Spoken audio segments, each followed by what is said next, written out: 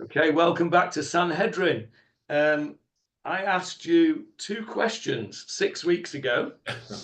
I don't suppose any of you remember the questions, never mind the answers. Anybody remember the questions? Well, the first question was, what can you do with 200 foreskins? Are they worth anything? Yeah, I know that. Go on, Jeffrey. They're mitzvahs and they go with you when you go to be buried. Well, we had this discussion at the end of last shiur, and I said to you, well, that may well be the case, but that doesn't mean they're worth anything. You can't sell them. If I was to put 200 foreskins on eBay, do you think I'd get any bid? The question is, it's an important question because the discussion that we were having was about how valid or invalid were the marriages of David to 2 sisters. The 2 sisters, oh, that's a much better background. Thank you, Avril. Didn't like that orange yellow goo at all. Right, so the 2 sisters, what were the 2 sisters called that David married? Well, there were Saul's daughters. They were, and Julia has just said what their names. Abigail was one, I think. No, Abigail was not one. Michal and Merav. Michal and Merav. That's right, Michal and Merav. Michal and Merav, or really, if we're being pedantic, Merav and then Michal. Yeah. Now, the question that this Gemarah asked right at the beginning of this piece of Gemarah was, how come David married 2 sisters? That's not allowed. We know it's not allowed from Parshat Shoftim or Kitisa, not sure which, Shoftim, I think. Anyway, it's in Devarim. You can't marry 2 sisters. You can, but not when they're both alive. Ah, good. Yes, correct. Actually, I've just remembered it's not in either of those parashas. It's in Achrei Mot. But anyway, you're not allowed to marry 2 sisters in their lifetime, correct? And in fact, if you remember, one of the solutions to the question given by, I think, Rabbi Yeshua ben Korcha, let me just whiz up the Gemarah a bit before I share the screen and see if that's right. He had a different explanation. Yeah, Rabbi Yeshua ben Korcha said that it was... Page 110, Johnny. Yeah, it was, Rabbi Yeshua ben Korcha says, it was not in their lifetime because he only married Michal after Merav had died. That was a shvacha maisa because there's no evidence of that. That was just his opinion. And then we went on to discuss whether perhaps the marriage of David to Merav was not valid, or perhaps the marriage of David to Michal was not valid. Because if they were both alive and they were both valid, we've got a problem, because David's not allowed to marry 2 sisters while they're both still alive. So we then looked at how these marriages came about. And we understood that in order to acquire, for want of a better word, a wife, you have to do so with 3 things, one of 3 things at least. Today we have to do all 3 of them. One of them is kesef, which, as Jeffrey is pointing out, we use a ring, kesef, money. You have to give the kala something of value. How much does it have to be worth? A pruta. A pruta. How much is a pruta? Oh, am I right? Yes, you are right. Yeah, pruta. It's a farthing or something, is it? Yeah, not very much, a penny or 2. A pruta is a very small amount, but it has to be worth something, right? You can't give something that's worth nothing. And that's why when you're a witness at a wedding, if you are an aide under the chuppah, the Masadeh Kedushin, the person who is arranging the wedding, who is conducting the wedding, will ask the witnesses to confirm that the ring that the Chatan is about to put on the Kala's finger is worth at least a pruta. Okay, so if it was just a washer made out of, plain metal, which was probably not even worth a penny, you might have a problem. So you have to convince yourself, if you're an aide, that what the Chatan is giving the Kala is worth at least a pruta. Now, what's the other question you get that the Chatan is asked under the chuppah? Have you been married before? Yes, well, hopefully you've sorted that out before. I'm talking about the ring. With regard to the ring, what else is he after? Did you buy it yourself? Was it your money? You didn't borrow anything. Did you buy it yourself with your own money? Because if you didn't buy it yourself with your own money, then you are not effectively giving it to the Kala. And so there are people who are makpid, careful, not to buy a wedding ring on tick. Right? Everyone know what on tick means? Credit. Yeah. Purchase. On the never, never. Never, never. Right? Which is a good expression, because what does it mean, the never, never? You've never finished paying for it. You never finish paying for it. And if you don't finish paying for it, you don't own it. You don't own it. So there are those that say you should not buy a wedding ring with a credit card. Yeah. So you have to own the thing, because otherwise you can't give it. You can't give something that don't belong to you. And it has to be worth a pruta. Now, those are the rules. So we then looked at the wedding of Meirav. What did Meirav, David give Meirav?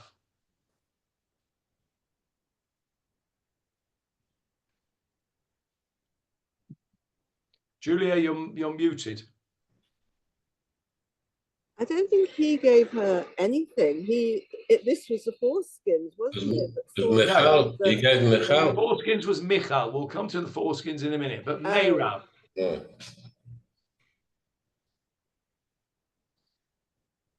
Well, he didn't give her anything, did he? Didn't give her anything. That's what was invalid marriage. Well, that's one of the reasons we think it might be invalid. But what he did do was he, as it were, the past tense of forego. Is it that forewent or foregoed? I don't know. Anyway, come on, Julia. What's the past tense of to forego?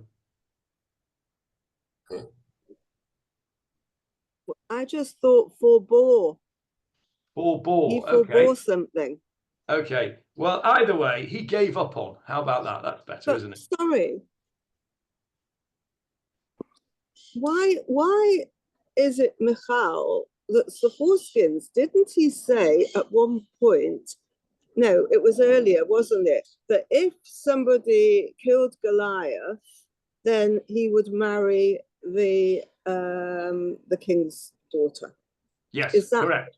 Is correct. that Michal? This is where we're up to, right at that point. Shaul said, whoever kills Goliath will have three things. Do you remember what they were? Riches. King's daughter was one of them. Riches. Riches. Tax-free. Not to pay taxes. And a tax-free existence. Okay. So he promised him riches. David forebore those riches in order to marry Michal. In other words, he gave up on the riches that he was due. As it were, Saul owed David riches, didn't he? Because he killed Goliath, and that was the deal. So after the death of Goliath, as it were, David is owed money, riches by Saul, correct? Yes. So if the question of the Gemarah is this: can you acquire a wife by foregoing a loan that's owed to you? So let's just make it simple, first of all. Let's make it simple. Let's say the Kala owes you money. Forget that it's Saul for the moment. Let's say there is a Chosan and Kala, and the Kala owes the chosen £100. And the chosen says, you no longer have to give me that £100. I forego that loan. Is that considered as the chatan has given to the kala £100 and therefore is a valid marriage? No. Why not? Because it's not a transaction, it's not a direct transaction, it's an indirect transaction. And unless, of course, the loan was given with the intention of reclaiming it for marriage. Okay, it's not. So you're right. The security. Jeffrey is right. It is not a direct transaction. And there is an opinion that says it's okay to do that, but the halacha is that you cannot acquire a wife by foregoing a loan. So in that scenario, David is not yet married to Meirav, correct? Yes. So we don't have a problem. He can go and marry Michal.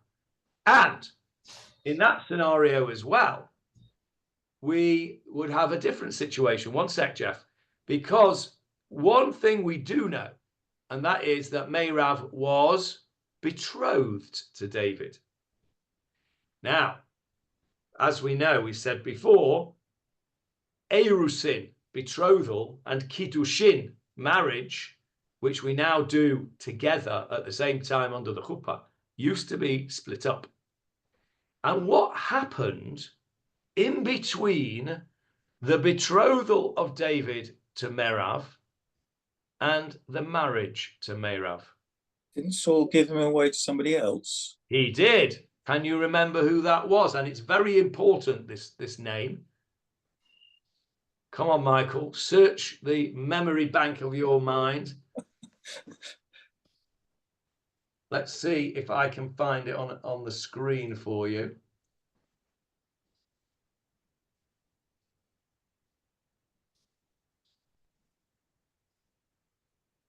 Hang on a minute.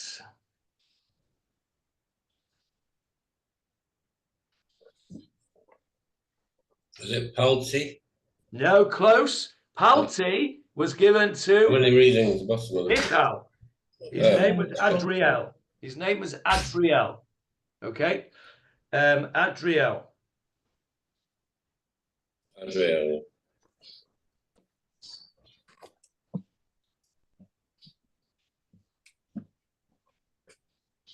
Bottom of page 111, I think, Johnny. Yeah, I'm just looking. Here it is. I'm going to show you. It's in Shmuel Aleph, chapter 18. I'm going to put it on the screen for you in a sec. Shmuel Aleph, chapter 18, verse 19. Here we go. Let me share the screen.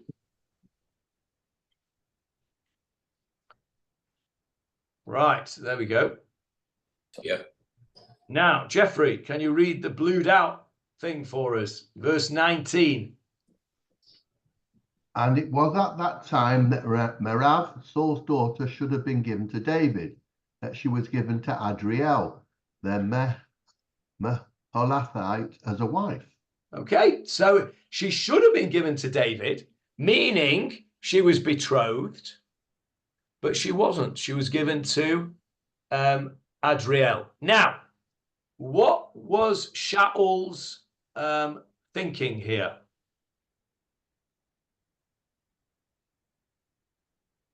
Why did Shaul do that?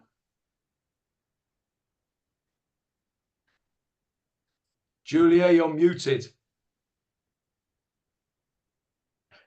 Oh, well, he didn't want her to marry David. He wasn't very keen on David. No, he wasn't very keen on David. You're right.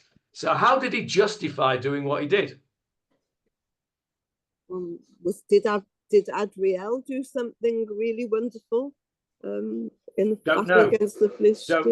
Don't know. But the way he justified it, Didn't have to give any money, did he? Yes. What he justified it by saying the marriage to David is invalid. The betrothal to David is invalid because there's no gift being given. So he says, I'm now free to give them to somebody else. And we'll see in the Gemarah that was Shaul's thinking.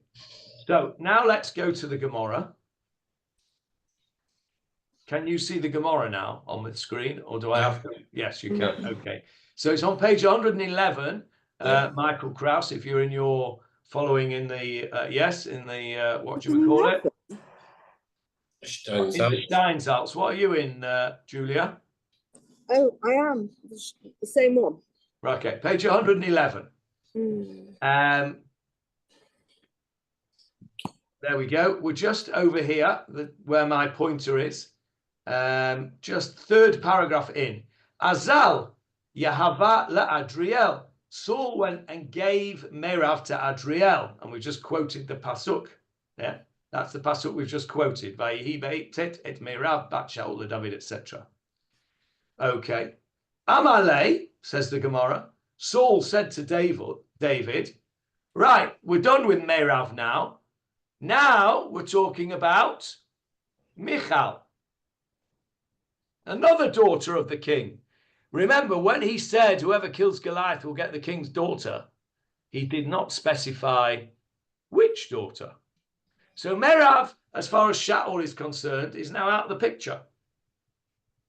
He now says to David, right, you want Michal, you're going to have to pay for it, because that's how it works, right? You've got to do kesef.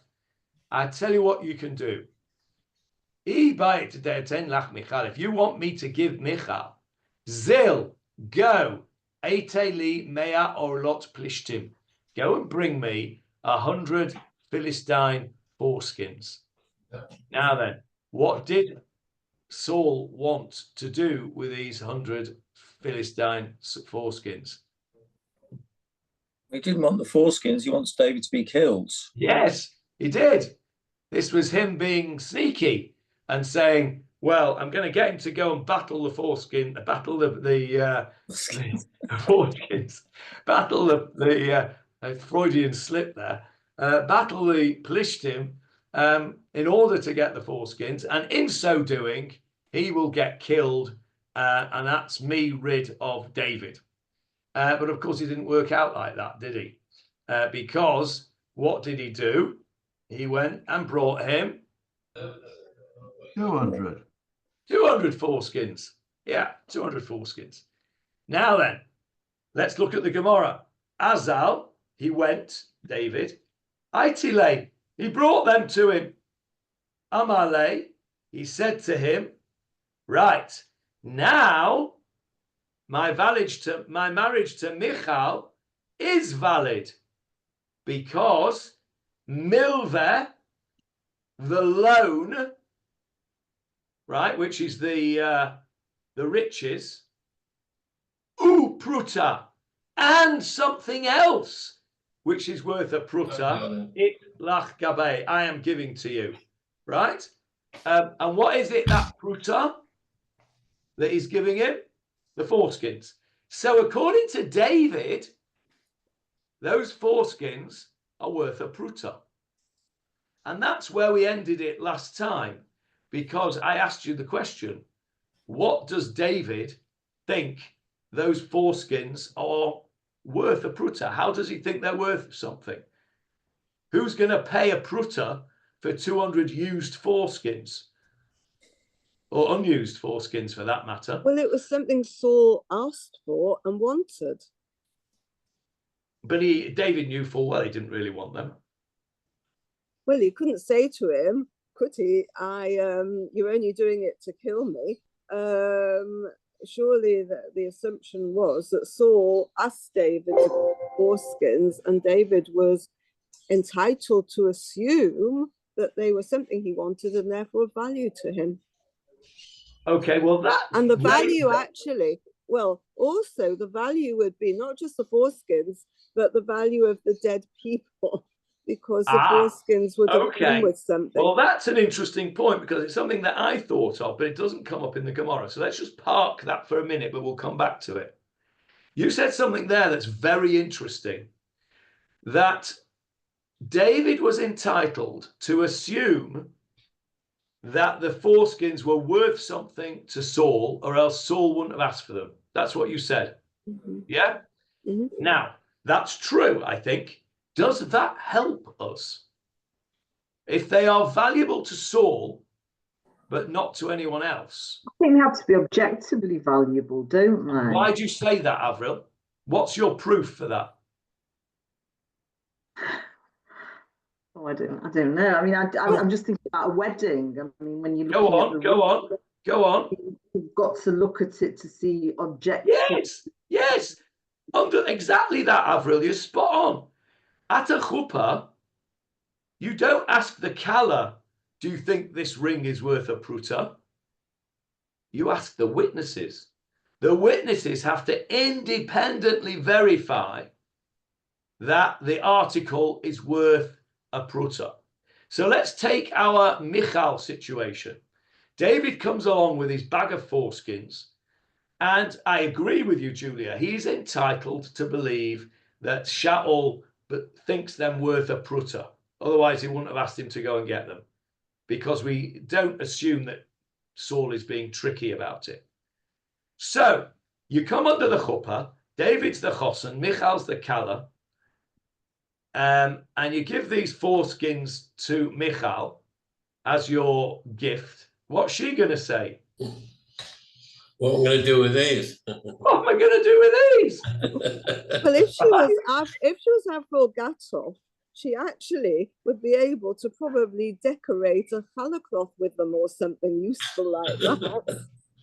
Okay.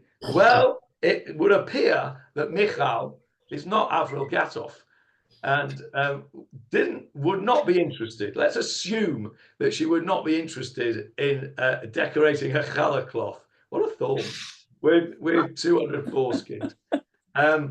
So Michal the kala is going to say, I don't want 200 foreskins. I'd rather have a gold ring. Thank you very much.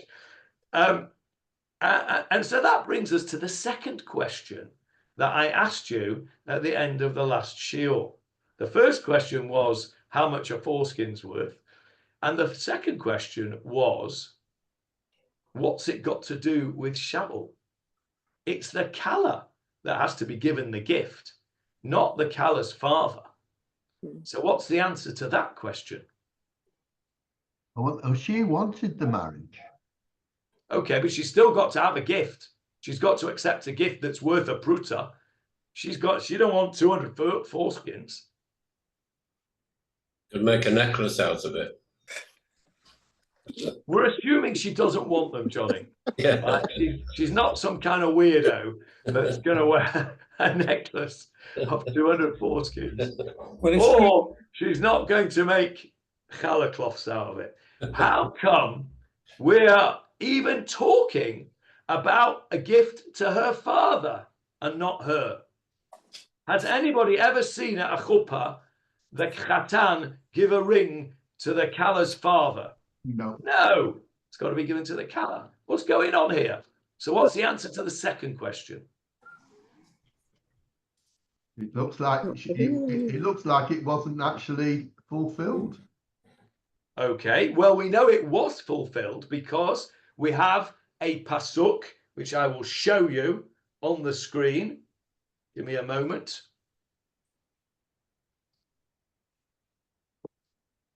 There it is. Read verse 14 for us, Jeffrey. And David sent messages to Ish-bosheth, the son of Saul, saying, give my wife Michal, who I espoused to myself, with 100 foreskins of Philistines. So David says quite clearly that Michal is his wife. This is later on, after Shaul has died and Ish-bosheth has taken over. He says, give me my wife Michal, whom I espoused to myself. I don't even know what that means. But looking at the Hebrew, erasti, that's the Hebrew over there, it means espoused. Oh, I know what it means. It means married. Yeah, how do I know that it means that? Espoused, it means to marry. Yeah. I never knew that word. Okay, so anyway. Erastically, you say erastically in the morning. Yes, you do, Johnny. That was going to be my next question. You say that erastically 3 times when you put on the finger of your tefillin, right? Ve'erastically liolam, ve'erastically betzedek u'muna, ve'erastically betzedek u'muna ve'datet Hashem. 3 things, right?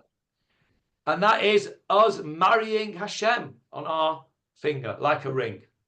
So she says, give me my wife, Michal. So first of all, he calls her my wife. So she must be his wife. And not only that, he tells us, how did I acquire her? How did I espouse her? Yes, Julia? He only says 100, but we know. Yeah, because the other 100 were extras. He was, you know, he was just showing off. He only had to bring the 100. So we know. So let's go back to Gemarah. So we know that Michal's marriage was valid, Jeffrey. You can't tell me it wasn't valid. So the question remains, what was going on? Why was this marriage espoused by the giving of foreskins, not to the Kala, but to the Kala's father?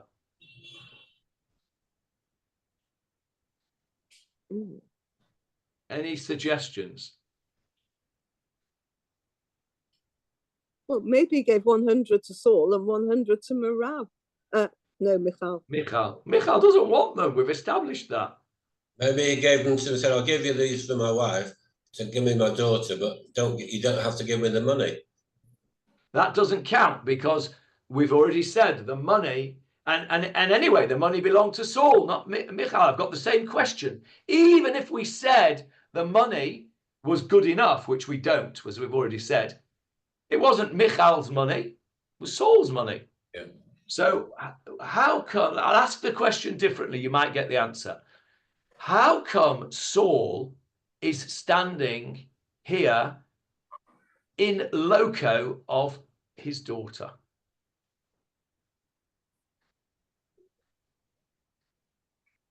How old do you have to be a adult Jewish woman? 12. And what if you're not 12? You can't get married. Well, you can. But the father's down You can't. Oh, can. but she loved him. Is she going to be 11 years old? And Well, you didn't have a crush on somebody when you were 11 years old. I did. I had a crush on my teacher when I was 11 years old. Can even tell you her name. Actually, I was 10. It was Miss Simmons. I remember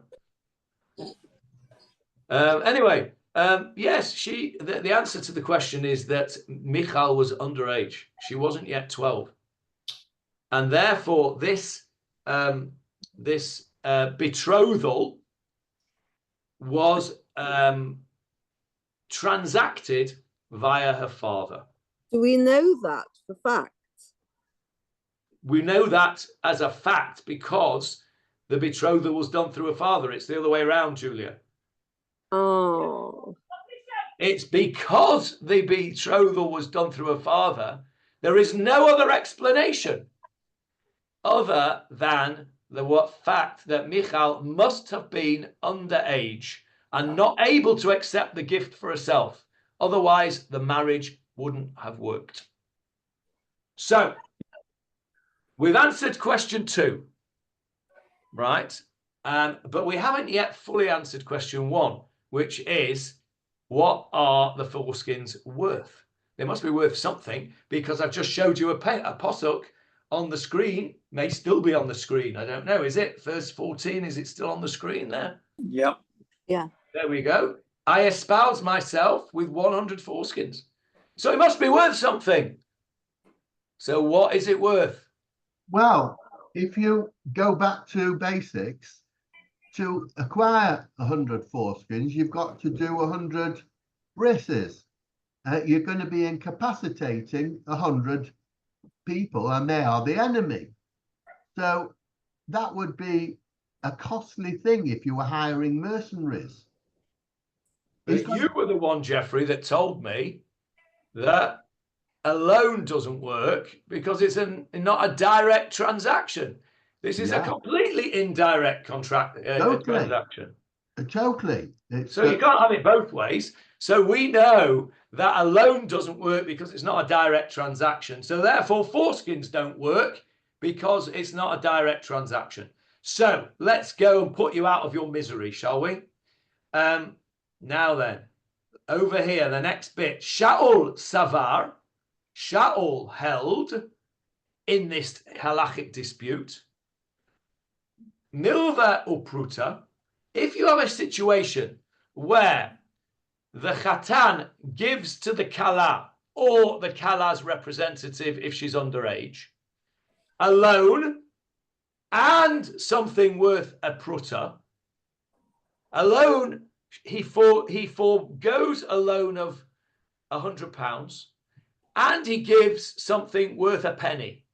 Now, if you are the Kala or the Kala's representative, and the deal is that you, as it were, receive something worth a penny and you let off £100 that you owe the chosen, which are you more happy about?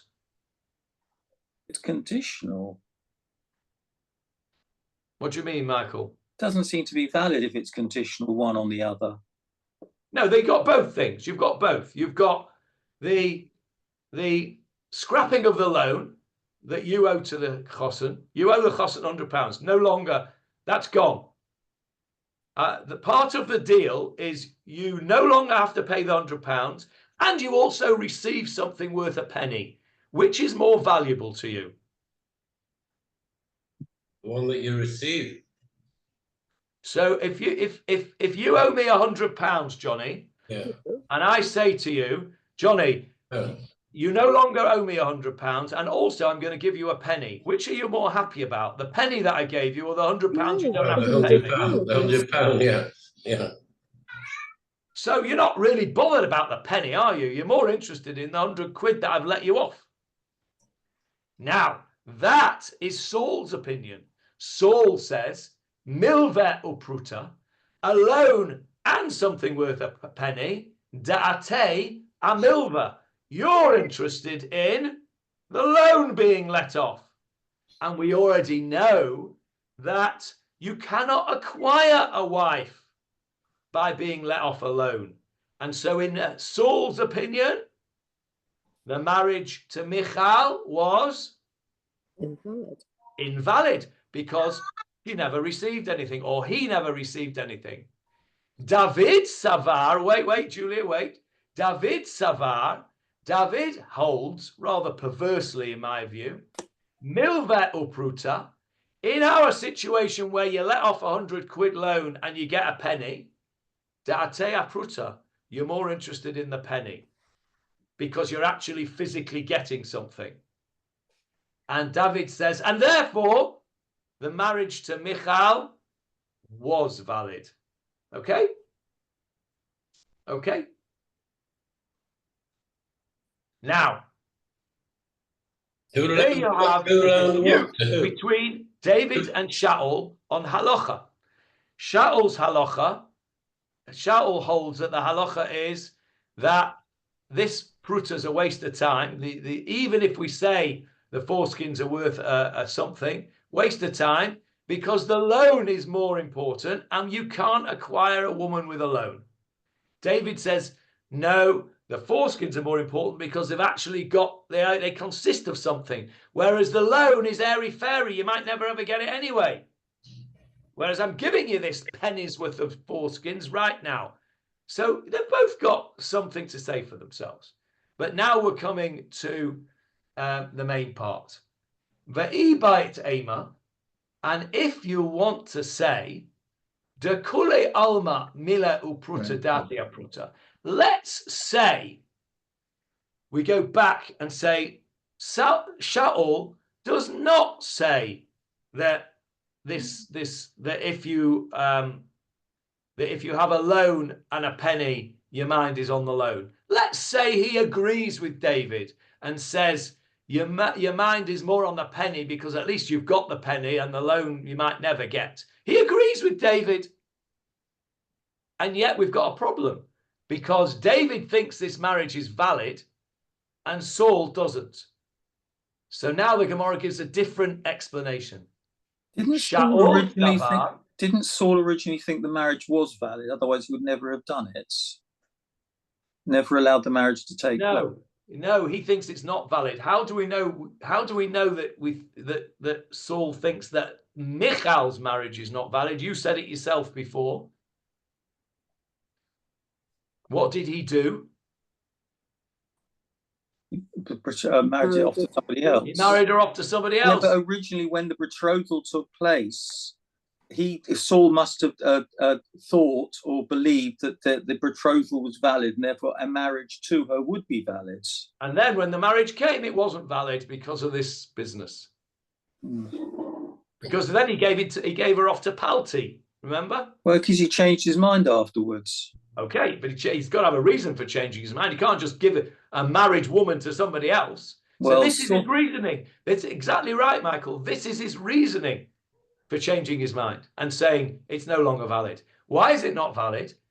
Because Shaul holds lo chazu velo midei, that these foreskins of the Philistines are not fit for anything. They're not worth a pruta, and therefore the marriage is invalid. And what does David hold? They are worth something. And what does he say they're worth? What can you do with them? He doesn't say you can make a necklace out of them. And he doesn't say you can make a challah cloth out of them. But he does say, chazu lekalve v'shunrei. Kalve, what's that? The kalv, a dog. You can give them to a dog to eat. Shunra? A cat. How do you know Shunra is a cat other than reading it in the English translation? And the Haggadah, we do it. Very good. Yeah, Excellent, Johnny. The last song in the... I didn't think you'd get that. Very, very good. I didn't think you'd get that, Johnny. Well done. Yeah, thank you. Shunra is a cat, and we have it in Chad Gadia. Very, very good. Okay, so David says, of course they're worth something. You can feed them to cats and dogs. Well, if you feed them to cats and dogs, it means you don't have to go and buy dog and cat food. So therefore, they're worth something. So David says the marriage to Michal is valid. And not only that, we know that that's what he thinks. How do we know that? We know it from our pasuk over here. Give me my wife, Michal, whom I espouse to myself with 100 foreskins of the Philistines. How much clearer can you get than that? And this is the source of our Gemarah. Our Gemarah is telling us that David believes that these foreskins were worth something in order to acquire Michal as a wife. Excellent. Right. Now then, we've answered our two questions. Question number one, what are foreskins? What can you do with 200 foreskins? Well, if you're King David, you can feed them to dogs and cats. If you're King Saul, you can't do anything with them. If you are Avril Gatov, you can make them into a challah cloth. And if you are Julia, you can make them into a necklace. So there you go. Right. Very interesting. Now then, let's carry on in the Gemarah because we haven't finished yet. Now then, Rabbi Yossi was the one, not Rabbi Yeshua ben Korach, I made a mistake earlier on. Rabbi Yossi was the one who said that David married Michal after the death of Merav. So he doesn't need the pasuk that says, deliver me my wife Michal, for what we've just derived it from, right? He doesn't need that to explain that the marriage of Michal and David was valid, because there's no reason to think it wasn't valid, because Merav was dead, and therefore he was allowed to marry her. No problem. So therefore the Gemarah asks, okay, Rabbi Yossi, what are you going to do with this pasuk? What are you going to learn from this pasuk? Okay, and he says something really interesting. He says, he goes according to his reasoning. The Tanya, we have learned in a brisa, Rabbi Yossi, Hayadoresh Mikraot Ma'oravin. Ma'oravin. What does Ma'oravin mean? If something is Ma'urav, what does it mean? Mixed. Erev Rav is Erev Rav, correct. Which was what? A mixture of everything. A mixture. People. Yeah. A mixture. When you learn for smicha, one of the most important subjects you learn is called ta'aruvot, which means mixtures. Mixtures of what, do you think? Clothing, materials. Possibly, but no. Milk and meat. Yes, milk and meat. Ta'aruvot is the dinim of milk and meat. Probably the most common shilas that rabbis get asked are milk and meat shilas. I used a milky spoon in a meaty dish. I cooked a milky meal in a meaty oven, blah, blah, blah. What am I meant to do? Probably the most common shilas that get asked to rabbis. Ta'aruvos, from mixture. Rabbi Yossi, he derives meaning from mixed verses that seem contradictory. Okay, and he's going to show us now a completely weird and contradictory pasuk that Rabbi Yossi gives us a drosha from. Okay, and it is from Shmuel Bet, chapter 21. We are going to get to it in probably a year or so in our Shmuel Bet Shiur, because we're still on chapter 1. And I'll take it to you now, and I'll give you a bit of background. There we are. Now, this is, let's just read from the top of the chapter to get some context. Jeffrey? And there was a famine in the days of David for 3 years, year after year. And David sought the face of the Lord, and the Lord said, it is, in brackets, for Saul, and also, in brackets, for his bloody house, because he put to death the Gibeonites. Stop there for a second. Now, who were these Gibeonites that Saul put to death? Who were the Gibeonites? Do you remember?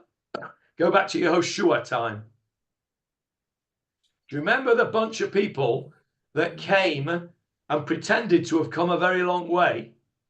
And they brought with them parched wheat and cracked skins of water. And they pretended they'd come from a very long way to support the Israelites. And the reason they pretended that was because Yehoshua was told he was not allowed to make a covenant of peace with any of the people in Eretz Yisrael. So these Gibeonites, which were fairly local, they'd only come about 20 miles, they came and pretended that they'd come from miles away. Yehoshua made a pact with them, that he would have a Brit Shalom, a peaceful pact with them. It then became clear that they'd lied, and it was too late. Yehoshua said, we can't get rid of them.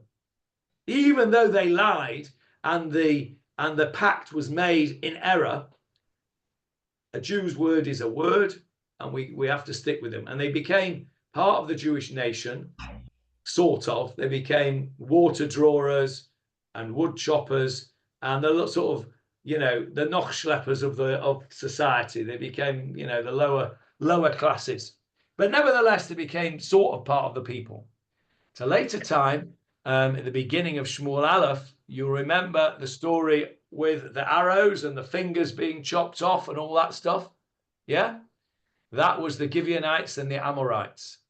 And Shaul killed a lot of Gibeonites. So the famine came, Hashem said, because Shaul and his bloody house put to death the Gibeonites. Carry on, Jeffrey, verse 2. And the king called the Gibeonites and said to them, now the Gibeonites were not the children of Israel, but of the remnant of the Amorites. And the children of Israel had sworn to them, but Saul nevertheless sought to slay them in his zeal for the sake of the children of Israel and Judah. Stop there. So that's telling us that the children of Israel had sworn a bris shalom, a covenant of peace via Joshua, and then Saul broke it and killed them. So now David is going and saying to the Gibeonites, how can we make it up to you? Verse 3. David said to the Gibeonites, what shall I do for you? And with what shall I make atonement, so that you shall bless the inheritance of the Lord? And the Gibeonites said to him, we have no matters of silver and gold with Saul or with his house, and we care not to put to death any man in Israel. And he said, what do you request that I shall do for you? So the Gibeonites say, I'm not interested in your money. I'm not interested in killing you. So David says, well, if you don't want money and you don't want to kill us, what do you want? Verse 5. And they said to the king, the man who consumed us and who plotted against us, that we be destroyed from remaining within any of Israel's borders. Let there be delivered to us 7 men from amongst his sons, and we will hang them for the sake of the Lord in Gibeath Saul, the chosen of the Lord. And the king said, I shall deliver them. So he said, the Gibeonites said to King David, I want 7 of Saul's family, and we're going to hang them publicly as an atonement for what their father, Saul, did to us. What does that remind you of? Haman. Haman, his sons were hanged. The 10 martyrs. The 10 martyrs. 1 second, Avril, I'll come back to you in a sec. Johnny, Sorry. there's a difference here, possibly a difference.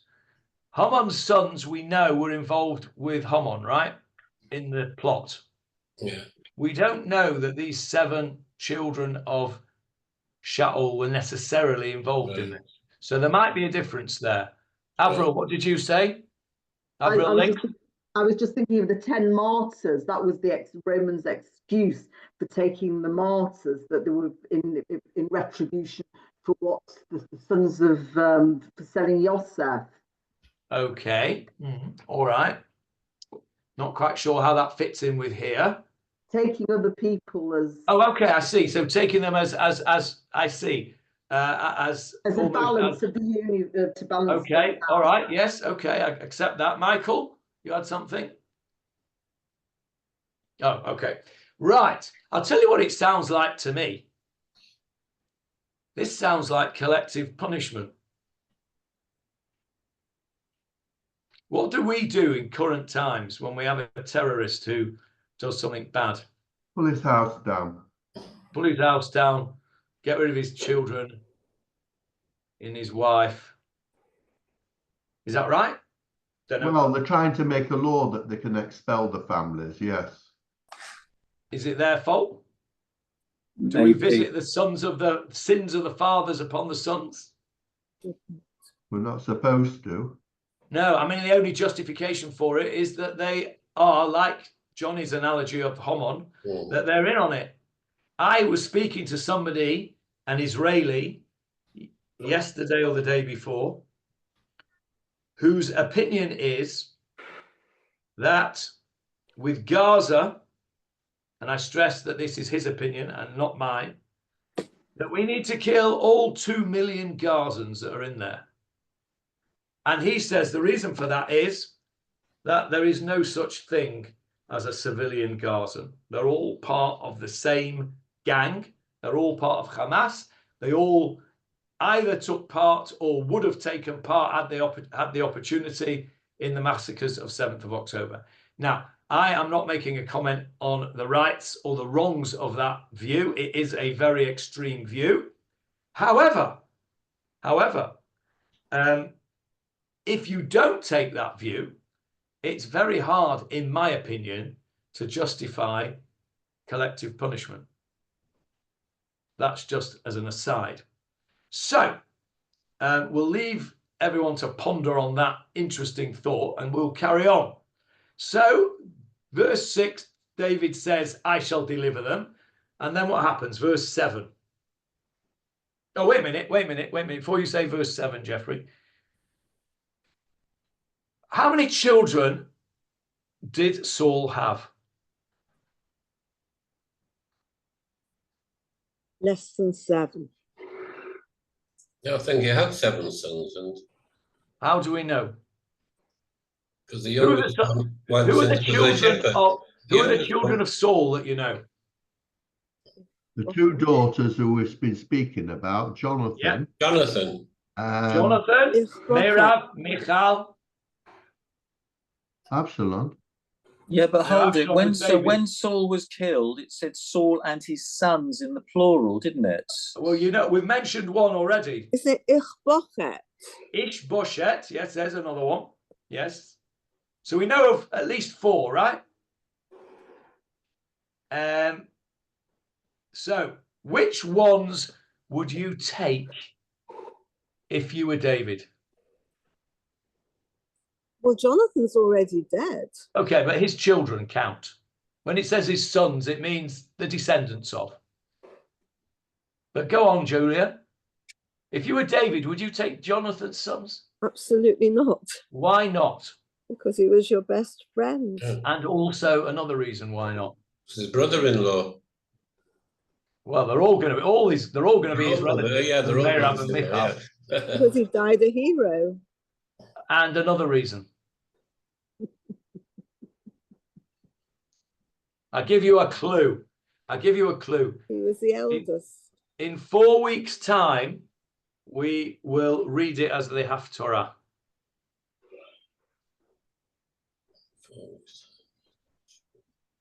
Is it Rosh Chodesh?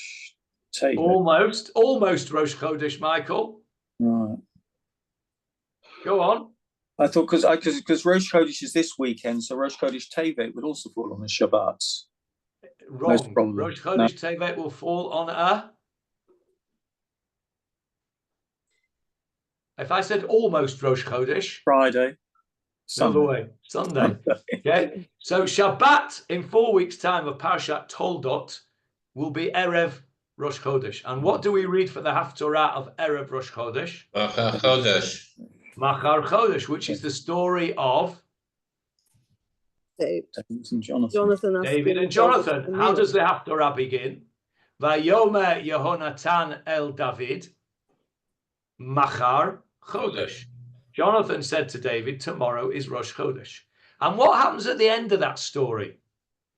Jonathan and David swear allegiance to one another. Let me see if I can find it. What's the chapter? I think it might be about 17 in Shmuel Aleph. Let me just have a look.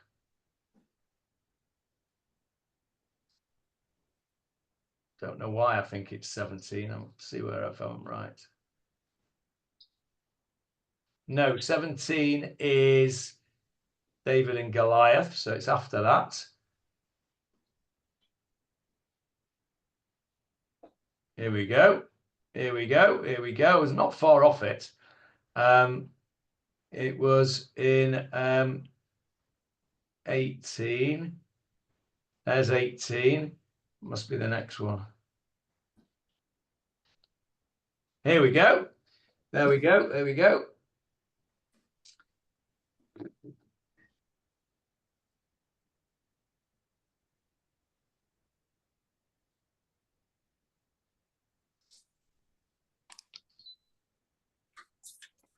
Verse 5, chapter 20, actually. Chapter 20, there it is. Verse 5, Jeffrey. And David said to Jonathan, behold, tomorrow is the new moon, and I am accustomed to sit with the king to eat. And you shall let me go, that I may hide in the field until the evening of the 3rd day. Right, there you go. So there's the thing. And what happened? They did that arrow business and all that stuff. And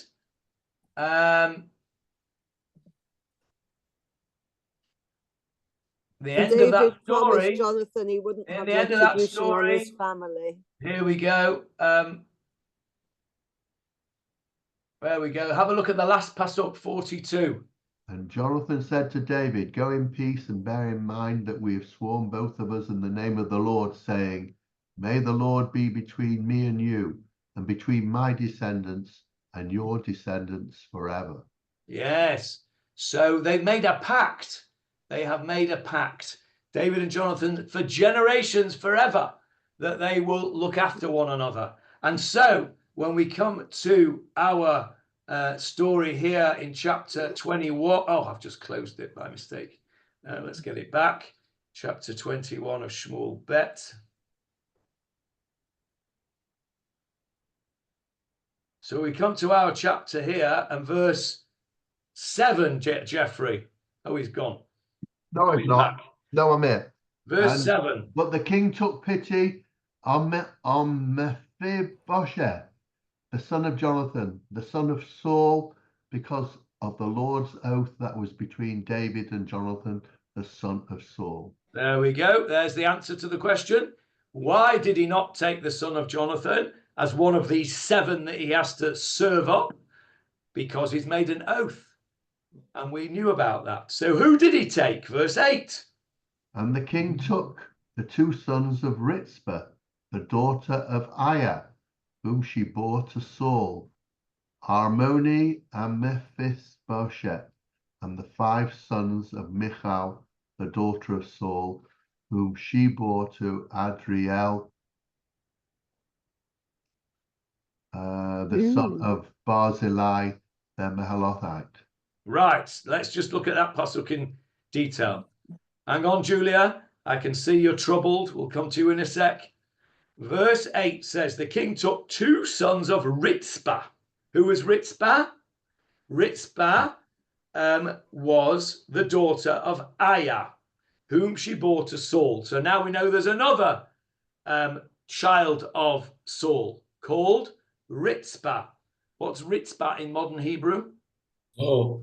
Floor. Why would you call your child Floor? I have no idea. Anyway, it was a mistake. Shaul has a daughter. It was a flawed mistake. Shaul has a daughter called Ritzpah, and David takes 2 sons of Ritzpah, and they're called Armoni and Mephibosheth. Where have you seen that name Mephibosheth before? The pasuk before. Correct. And in that pasuk, he was the son of Jonathan. Jonathan. So you've got 2 first cousins here, both called the same name. Yeah. Is that common? Yeah. Yeah. They Why? might be called after the same person. Correct. Yeah. Jeffrey Glaske is called Yaakov, and I am called Yaakov after the same person. We have the same name, and we are first cousins.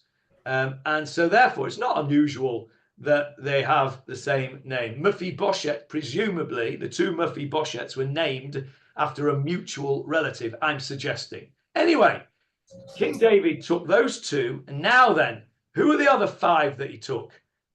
The 5 sons of Michal, the daughter of Shaul, whom she bore to Adriel, the son of Barzillai. That's wrong, says Julia. Why is it wrong? It's the 5 sons of the sons of Merav, not Michal. Correct. Correct. That's not right. That pasuk is wrong. The 5 sons, it should say, the 5 sons of Merav, whom she bore to Adriel. Michal did not bear any children to Adriel because she wasn't married to Adriel. Who was she married to? Fruity. She was married to David and Palti. But she didn't have any kids with Palti, did she? Why not? Because they didn't consummate their because marriage. Palti put a great big sword in the middle of their marital bed, right? And they did not consummate the marriage. Correct. So this is all nonsense, this pasuk. The 5 sons of Michal should be the 5 sons of Merav. Well done, Julia. Let's go back to the Gemarah and we will finish. Remember, I said to you, the Gemarah says that Rabbi Yosef derives things from right mixed up stuff. Mikraot ma'oravin, mixed up psukim. This is the mixed up pasuk that Rabbi Yossi is going to derive all sorts of interesting stuff from.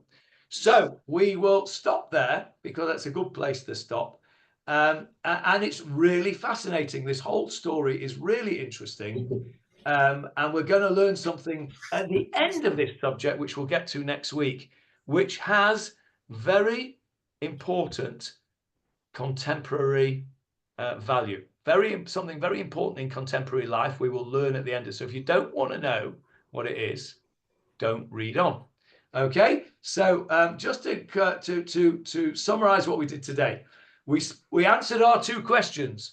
What are foreskins worth? What can they be used for? Well, David HaMelech thinks they can be used for cat and dog food. There were some other suggestions in this Zoom meeting, which we don't really need to go into. Saul doesn't think they're worth anything.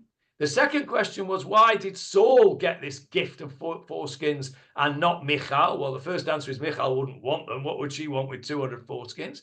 And the second answer, the correct answer, is that Michal must have been under 12 years old when this occurred, and her father was standing in her stead. We then went on to explain that you cannot